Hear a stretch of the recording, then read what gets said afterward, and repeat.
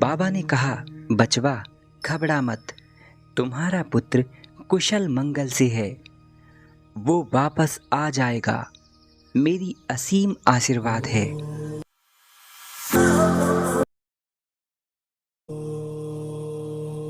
सीवान जिले के तिवारी जी श्री देवरा बाबा के परम भक्त थे। वे बाबा के दर्शन करने समय समय पर आश्रम आते रहते थे। उनके बच्चे का नाम मुन्ना था। मुन्ना एक दिन अपने साथियों के साथ खेलते खेलते घर से दूर चला गया और शाम को वापस नहीं लौट पाया। उसकी माता बहुत परेशान हो गई। उन्होंने रो रो करके अपना बुरा हाल कर लिया। मुन्ना के पिताजी तिवारी जी जब शाम को घर वापस लौटे, पता चला कि मुन्ना लापता है। ये देखकर वे दुखी हो गए। वे अपनी साइकिल लेकर मुन्ना को खोजने के लिए चारों तरफ चले गए।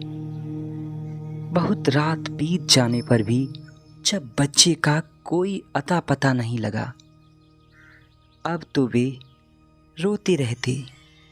आसपास के कई गांव, कई कस्बे और कई शहर उन्होंने खोज डाले। 4-5 दिन बीत गए पर मुन्ना का कोई पता नहीं चल पाया। अपनी संतान के खो जाने पर क्या बीतती है, इसे तो माता पिता ही समझ सकते हैं। मुन्ना के माता पिता खाना पीना और सोना छोड़कर बस रोते रहते थे। परिवार के साथ साथ पूरा गांव दुखी था। गीता में भगवान श्री कृष्ण ने एक बात कही है, कर्मण्येवाधिकारस्ते मा फलेषु कदाचन। कर्म पर ही जीव का अधिकार है, फल सिर्फ परमात्मा के हाथ में है। ढूंढते ढूंढते कोई भी आशा हाथ ना लगी। अब वे भगवान के मंदिरों में जाते, उनके सामने रो रो कर प्रार्थना करते थे। जब तिवारी जी सब तरफ से हार गए, तब सोते समय भगवान ने उनको प्रेरणा दी कि वे अपने गुरुदेव ब्रह्म ऋषि योगी सम्राट श्री देवरा बाबा, जो सनातन धर्म के आश्रय हैं, उनके पास जाएं। बाबा अपने भारी तपोबल से दीन दुखियों का कष्ट दूर करने में लगातार कठोर तपस्या करते रहते हैं। ऐसे महान संत श्री देवरा बाबा की याद आते ही तिवारी जी सुबह होते ही बाबा के आश्रम की ओर चल दिए। श्री देवरा बाबा का आश्रम आज भी वृंदावन में यमुना जी के पावन तट पर बना हुआ है, जहाँ का शांतिपूर्ण वातावरण भक्त व साधकों के मन को मोह लेता है। आज भी जहाँ सैकड़ों गायों की सेवा की जाती है। बाबा की गुरु परंपरा को इस समय श्री बड़े महाराज जी ही दुनिया भर में प्रचारित करते हैं और आश्रम आए हुए भक्तों के कष्टों को बाबा की शक्तियों के द्वारा दूर करते हैं। गौ माता की सेवा के लिए आप सहयोग कर सकते हैं। डिस्क्रिप्शन लिंक मैंने नीचे दे रखा है। अब आगे कथा की ओर चलते हैं।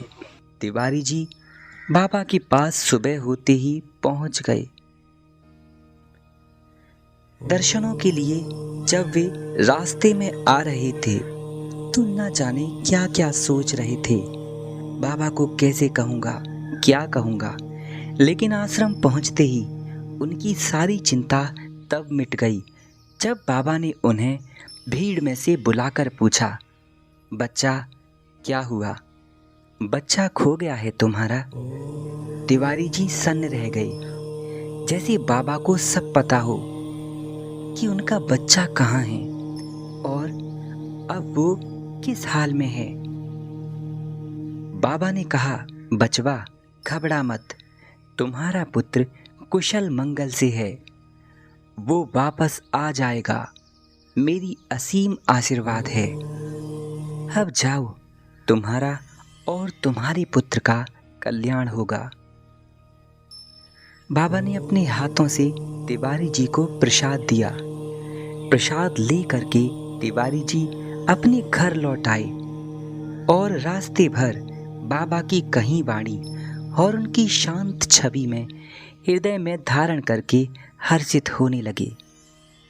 मन में सोच रहे थे, चलो दुनिया में कोई तो ऐसा है जिसको मेरे पुत्र का पता है।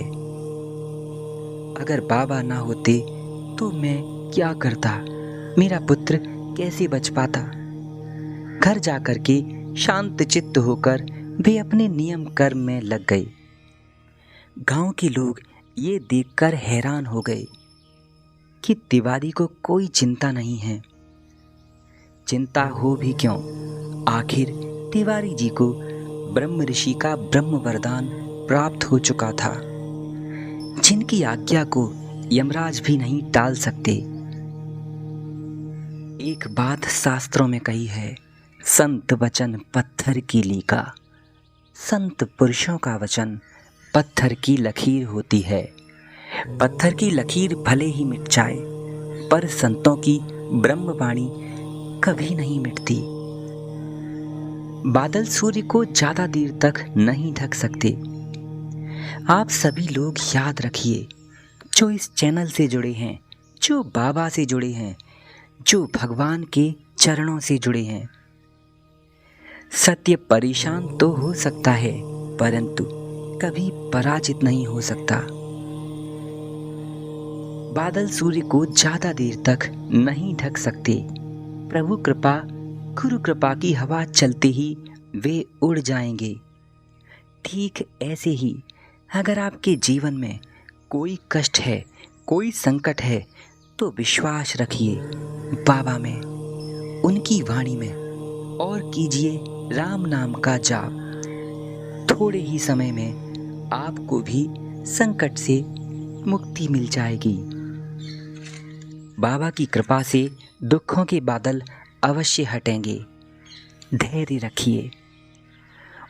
श्री बाबा के आशीर्वाद से तिवारी जी को अपना पुत्र कैसे मिला, आखिर उसे कौन उठा ले गया था, बाबा ने कैसे उन पुत्र की रक्षा की, वो अघोरी कौन था और उस अघोरी को बाबा ने क्या दंड दिया, ये सारी बातें हम आगे की वीडियो में जानेंगे, जो आपको कल मिलेगी। वीडियो अच्छा लगा हो तो इसे लाइक करना, चैनल को सब्सक्राइब करके बेल आइकॉन को प्रेस कर लेना। तब तक के लिए जय श्री राधे।